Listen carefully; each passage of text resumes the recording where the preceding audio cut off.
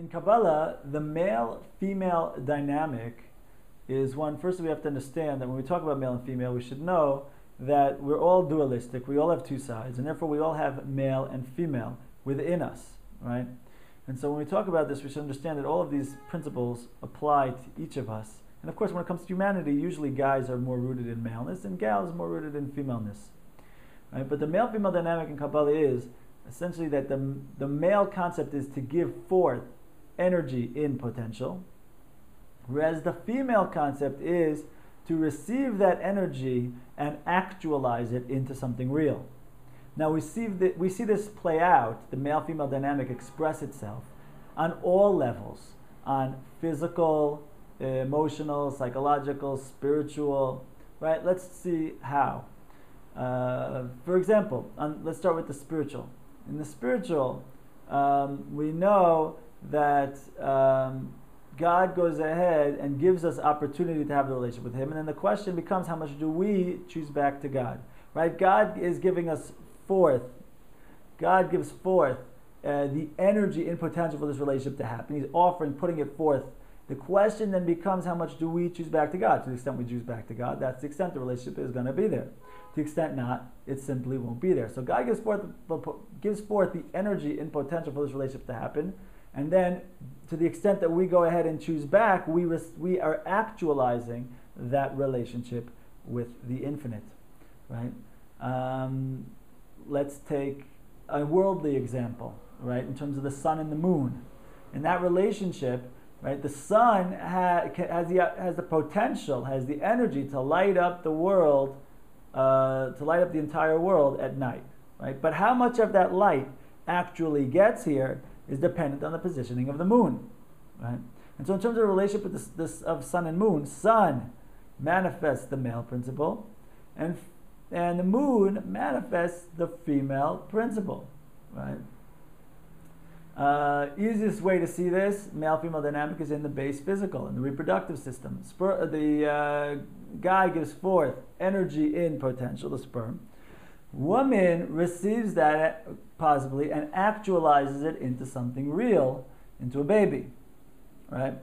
And so this is essentially the male-female dynamic. Now, the way we see this play out in relationships is quite interesting, because if the male principle is to give forth energy and potential, and the female principle is to receive that energy and actualize it into something real, right? So we also have to know that for any positive power, says Judaism and Kabbalah, any positive power also has the way by which you can take that power and use it in its unhealthy extreme, thereby manipulating it for a destructive result, right? And therefore the guy, when we talk about guys and gals and their relationships, so the guy being rooted in maleness, right? So he's going to be all about giving forth energy in potential, right? But so much so that he can take that into an unhealthy extreme to the point where he'll say, okay, I'm all about giving forth energy and potential. Whatever you do, just don't limit me with borders, right? And the gal, being rooted in femaleness, therefore being all about actualizing into something real. So she's all about actualizing in something into something real, but so much so that she oftentimes can be pulled to use this to its unhealthy extreme, to the point where she says, I'm all about actualizing into something real, so just whatever you do, just don't leave me with nothing, right? And so this is a destructive combination, right? Because let's see what happens here. The guy being rooted in maleness, all about giving forth energy and potential, to the point where he says, whatever you do, just don't limit me with borders. So he will find any excuse to believe it will be better with that other girl, right? And the gal being rooted in femaleness, which is all about actualizing into something real, but so much so that she takes us to the extreme of whatever you do, just don't leave me with nothing. So she will find any excuse to believe I've got something real here. Right? This is a destructive combination. Because look how this plays out.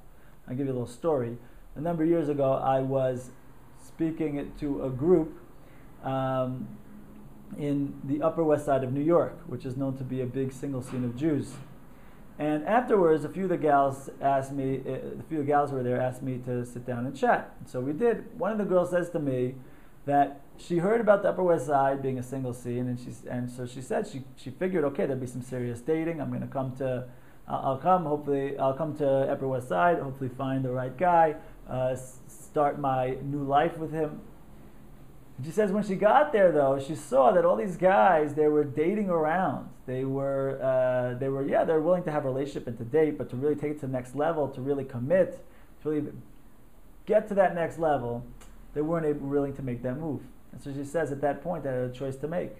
I could either date like they date, or I would just be left with nothing. So what did I do? I decided to date like they date, right?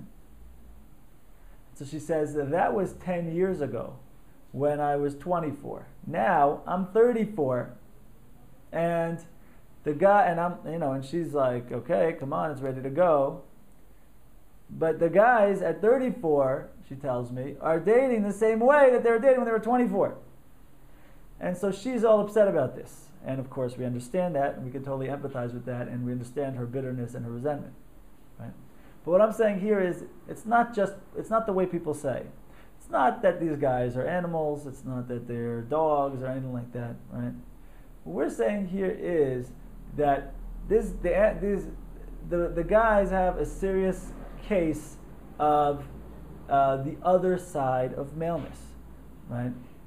Which says, essentially here their issue is that, look, they're like, hey, I'm a guy rooted in maleness, all about giving forth energy and potential. Therefore, I'm all about energy and potential. Therefore, they'll say, okay, look, they look around the world and they see I got the freedom of my options. What are options? Potential. Options.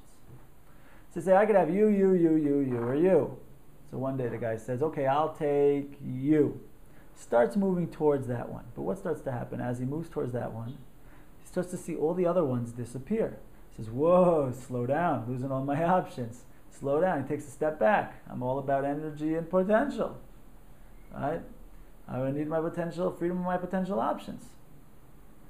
So then, a year later, okay, fine, a day later, he says, okay, I'll take that one.